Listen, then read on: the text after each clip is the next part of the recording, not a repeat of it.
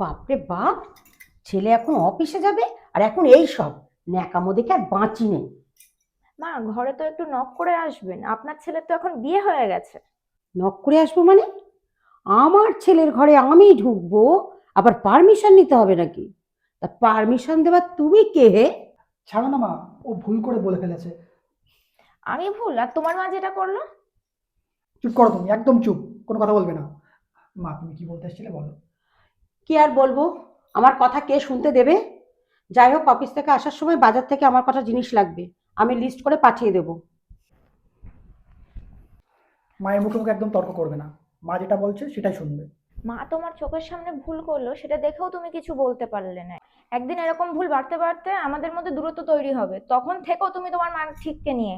ভুলকে প্রশ্রয় দিলে ভুলটা পরে বাড়তেই থাকে, সেটা নিজের লোক হোক আর বাইরের লোক। স্বামী স্ত্রীর মধ্যে একটা পার্সোনাল জায়গা থাকে, নিজেদের স্পেস থাকে, সেটা বাবা মাকে দিতে হয়। আর যদি বাবা মা সেটার মধ্যে ইন্টারফেয়ার করে, প্রথম প্রথম অসুবিধা মনে না হলেও পরে অসুবিধা হয়েই যায়।